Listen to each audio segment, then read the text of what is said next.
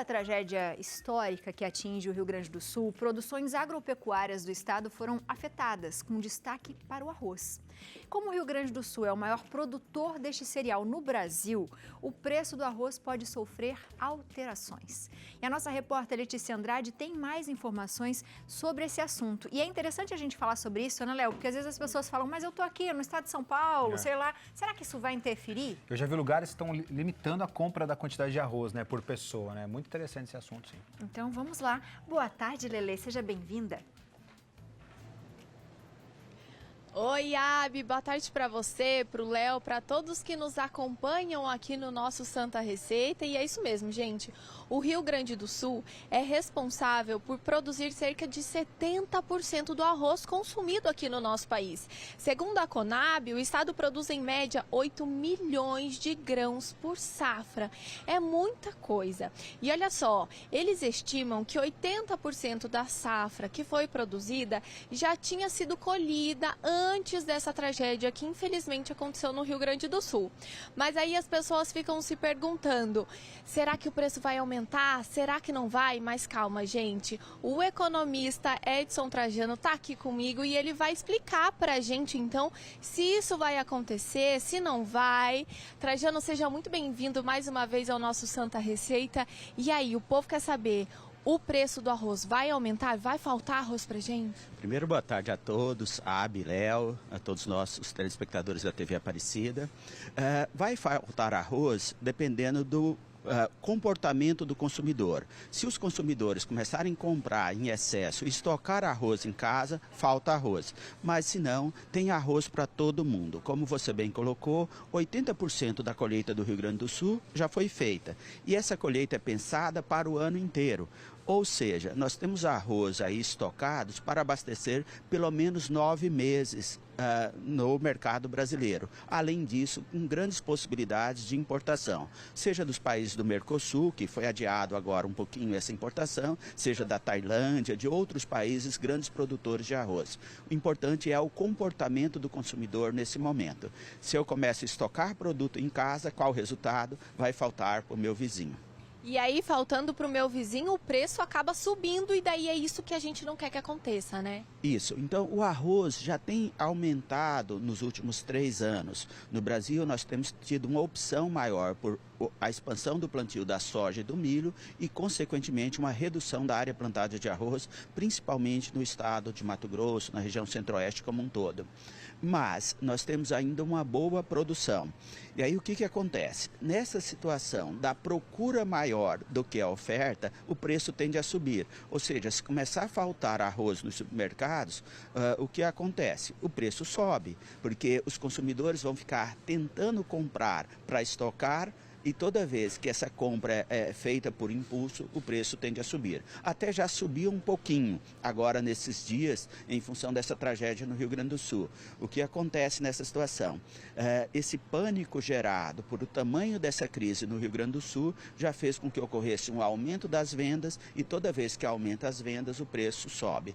E é interessante destacar, isso está acontecendo com arroz nesse momento, mas aconteceria com qualquer produto. Por exemplo, se os consumidores resolvessem estocar feijão, qual o resultado? Reduziria a oferta de feijão nos supermercados e faltaria feijão e o preço sobe. Então é importante os consumidores ficarem muito atentos a isso, continuar fazendo a pesquisa de mercado, e é interessante que as grandes redes de supermercados hoje no Brasil estão com essa preocupação de ter uma limitação das vendas em função de não faltar o produto e não estão subindo tanto por especulação. Mas, de um modo geral, se aumenta no preço de origem, esse preço é repassado ao consumidor. Perfeito. Então, gente, é aquilo que a gente vem dizendo, né? Vamos ajudar todos os nossos irmãos do Rio Grande do Sul, vamos manter a calma, principalmente, não sair estocando o arroz para que assim não falte para ninguém. E é isso, a gente mandar todos os nossos pensamentos positivos, orações,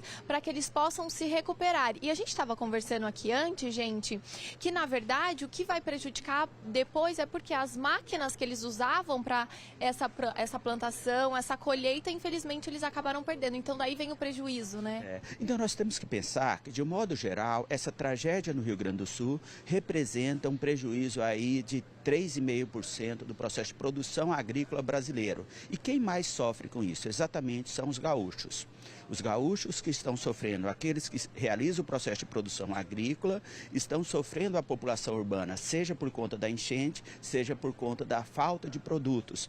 E nós temos que pensar que tem toda uma infraestrutura para ser resolvida. Então, estradas que precisam ser refeitas, granjas, por exemplo, no setor de proteína, pode ter reduzido a oferta de frangos, porcos, transporte de ração para esses animais. Então, tem muita coisa em jogo aí. Eu acho que o que nós temos que aprender com essa tragédia é que nós precisamos cuidar muito mais do meio ambiente para evitar outro problema semelhante a esse. E esses problemas estão sendo repetidos cada vez mais.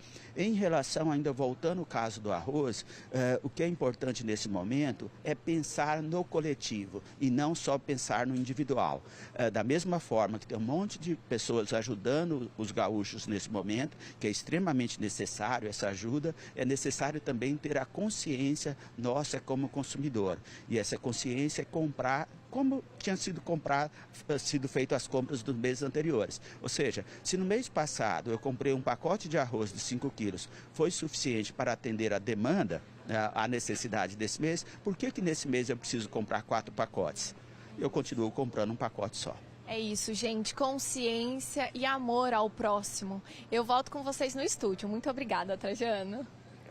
Beijo para você, beijo, professor Trajano. Muito e é bom. bem isso, né, Léo? A gente está aprendendo tanto um comportamento de amor, Sim. de fraternidade com o próximo, que a gente tem que entender que isso é global. Então, assim, não vamos pegar tudo que a gente tem. Eu tô com medo da escassez. Calma, gente, né? Tem muita gente para A comer. gente passou por um exemplo Na desse, Covid, né? né? Na Covid, foi a mesma coisa, todo mundo preocupado com papel higiênico e nada aconteceu. Então, assim, tem que pensar realmente no outro, tá? Isso é muito importante. Foi o que eu falei nisso, muitos lugares já estão segurando um pouco a venda. Não é porque vai faltar, é que é para você, né? Para você ser respeitar o outro, consciente, exatamente né, isso. na sua compra, para você respeitar o outro, né? Exatamente Fundamental. isso, exatamente. Respeito, inteligência, consciência e fraternidade, isso a gente tem que ter sempre, viu, minha gente?